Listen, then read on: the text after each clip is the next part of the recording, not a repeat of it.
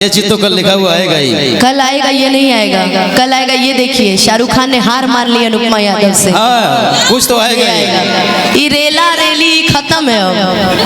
अब आएगा कि ये देखिए शाहरुख खान का पसीना छूट गया। अनुपमा यादव ने ऐसा गाया कि शाहरुख जी को नाचना पड़ा। अरमान बाबू ने ऐसा गाया कि अनुपमा जी के होश उड़ गए। ऐसा ही आएगा कल के में। ये सारी कॉपी मत कीजिएगा मेरा, आप लोग कॉपी मत कीजिएगा ना।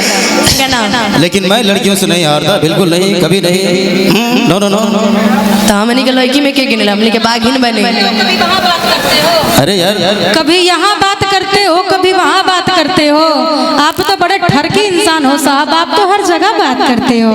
हेलो, 2 मिनट है ना, सुनो।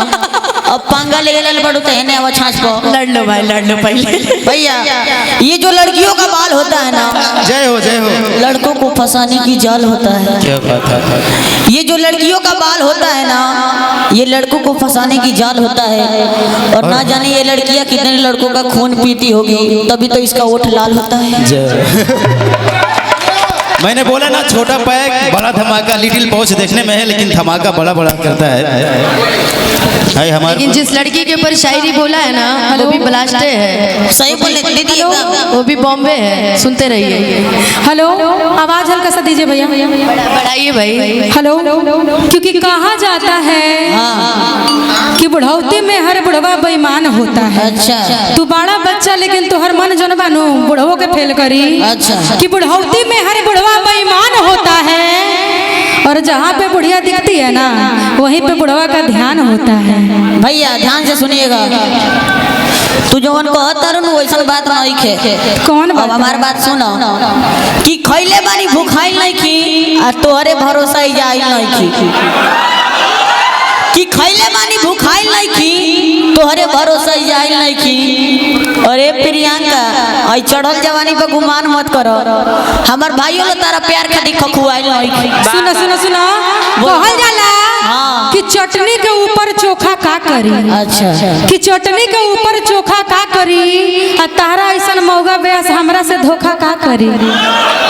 ए भैया, ये जो बुझाता ना के मौगा बा, एक बार हाला करके बताई लो।